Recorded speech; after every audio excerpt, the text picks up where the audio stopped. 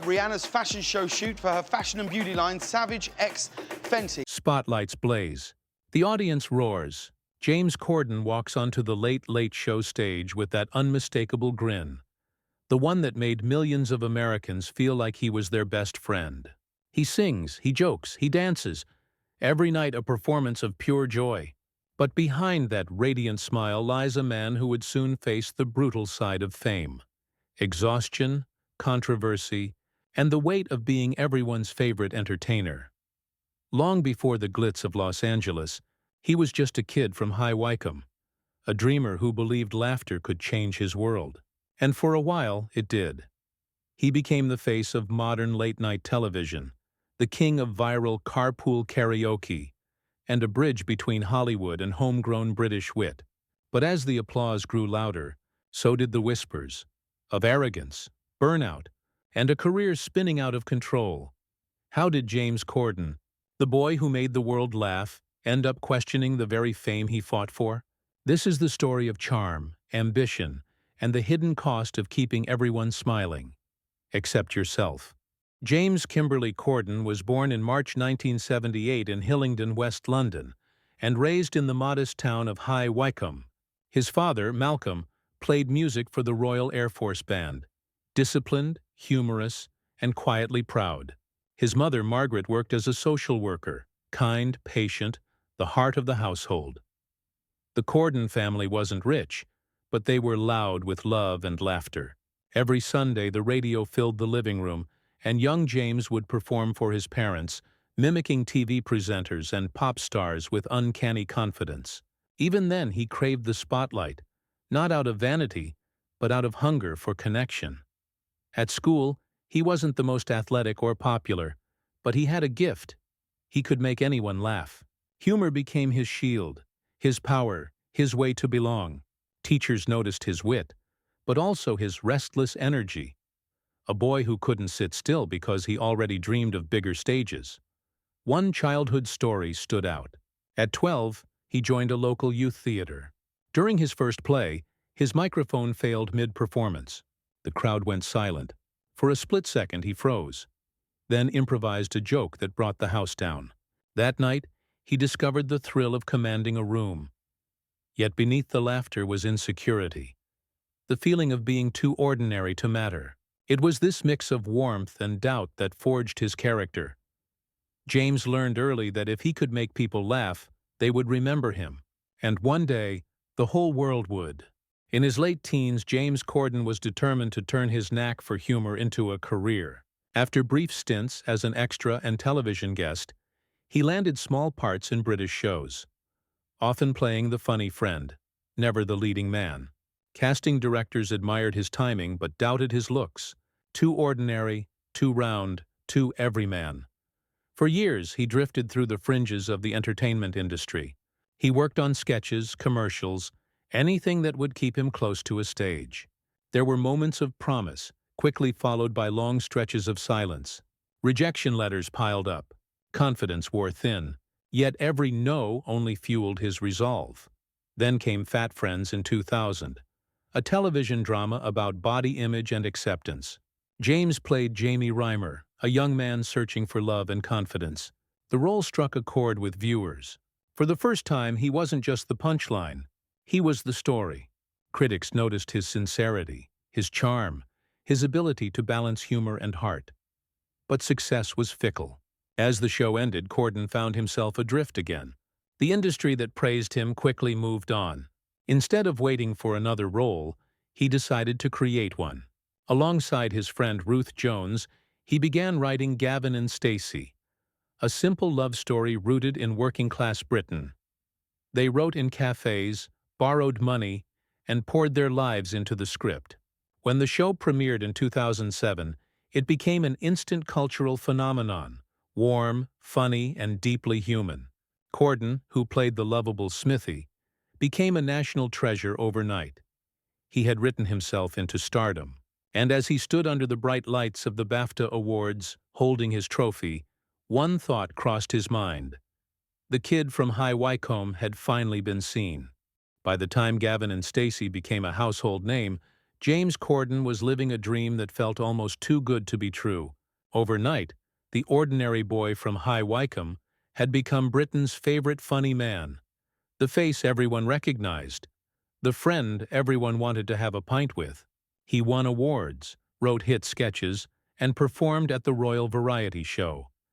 But success brought temptation. Fame's intoxicating mix of praise and ego. Corden began to feel invincible. He hosted award shows, partied with celebrities, and sometimes, by his own admission, lost humility along the way. "I got drunk on fame," he would later confess. His rise was meteoric, but the air at the top was thin. When the buzz in Britain began to fade, opportunity knocked from across the Atlantic. CBS was searching for a new host for The Late Late Show. Few believed a British actor could replace the beloved Craig Ferguson. Even fewer thought Corden was the right fit. But he believed otherwise. In 2015, he moved his family to Los Angeles, carrying only faith and a smile. The debut was nerve-wracking, an outsider in the biggest entertainment arena in the world. Yet Corden's warmth, self-deprecating humor, and effortless charm won audiences over almost instantly. Then came Carpool Karaoke. What started as a one-off sketch turned into a global sensation. Adele belting "Hello" in a car, Paul McCartney revisiting his old haunts. These moments blurred the line between celebrity and human. Corden wasn't just interviewing stars, he was disarming them. He became the new face of American late-night television, adored for bringing heart back to the format. The world laughed with him, and he laughed along, louder than anyone else. But beneath the laughter, the pressure grew. Endless tapings, constant visibility, and the unrelenting demand to stay likable. James Corden had finally conquered Hollywood. But in chasing the world's approval, he was starting to lose his own peace. By 2018, James Corden had achieved what few foreign entertainers ever had. He wasn't just successful in America, he was America's laughter. The Late Late Show thrived under his leadership, pulling in millions of nightly viewers. Carpool Karaoke became a pop culture phenomenon, streamed by hundreds of millions across YouTube. He sang with everyone from Michelle Obama to Stevie Wonder, danced in musicals, hosted the Tony Awards, the Grammys, always smiling, always energetic, always on. He had everything: fame, fortune, respect, and access to every Hollywood room. The boy who once performed for his parents' applause now performed for the world. But somewhere between rehearsals, photo shoots, and red carpets, he began to lose sight of why he started. Friends recalled he became harder to reach. The constant travel strained his marriage, and his children saw more of him on TV than at home. On set, some colleagues whispered about his temper, a flash of frustration behind the cheerful mask. It wasn't arrogance, some said. It was exhaustion, the quiet breakdown of a man trying to please everyone. He smiled through jet lag, laughed through loneliness, and filled every silence with jokes because silence meant reflection. And reflection could be painful. From London stages to Los Angeles spotlights, Corden had climbed every rung. He stood at the very top, but the view wasn't what he imagined. The applause was endless, yet fleeting. The laughter around him was loud, yet hollow. And in the middle of all that noise, James Corden began to wonder if success had cost him something he could never get back. In 2022, the man who made millions laugh suddenly found himself at the center of headlines, and not the good kind. Reports surfaced describing James Corden as rude, arrogant, impossible to work with. The story that hit hardest came from a New York restaurant, Balthazar, where the owner publicly accused him of mistreating staff. The internet turned the tale into a spectacle. Overnight, the beloved host of The Late Late Show became the villain of social media. Corden's carefully built image, cheerful, kind, self-deprecating, began to crack. Clips resurfaced, stories multiplied, and fans debated whether the charm had always been an act. For a man who built his empire on relatability, the sudden alienation was devastating. He apologized publicly, admitting, "It was ungracious. It was wrong. But apologies don't erase the noise." Even when forgiven by the restaurant owner, the damage lingered, a bruise on his once spotless reputation. Behind the scenes, friends spoke of a man exhausted by the machine he'd created. The daily performance, the pressure to stay funny, the endless demand to be perfect, all had taken their toll. Ratings for The Late Late Show began to slip. Critics grew colder. Viewers moved on. Corden, once the golden boy of global entertainment, now felt like a stranger in his own success story. Fame had given him everything: money, status, influence. But when the tide turned, it took back the one thing he valued most: being liked.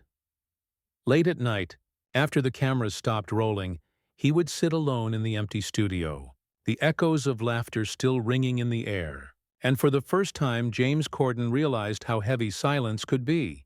As the storm around him began to quiet, James Corden made a decision that stunned the entertainment world. He announced he would leave The Late Late Show and return home to England. No scandal forced him out, no network ultimatum. Just a quiet recognition that the laughter he was chasing had stopped feeling like joy. In interviews, his tone softened. Gone was the relentless showman, replaced by a man who finally sounded human, humbled, tired, and honest. "I want my kids to know me," he said, "not just watch me." For nearly a decade, he had been America's late-night companion, the man who could make the biggest celebrities sing in traffic. But now he was learning to listen to the quieter rhythms of life. School runs, dinners at home, evenings without applause. When the final episode aired in April 2023, Corden held back tears as he addressed the audience one last time. "This has been the greatest journey of my life," he said, his voice trembling. "But it's time to go home." The crowd rose in standing ovation. Behind him, a decade of laughter replayed in clips. Joy, songs, tears, and car rides with legends. And for once, as the lights dimmed and the applause faded, he didn't feel loss. He felt peace.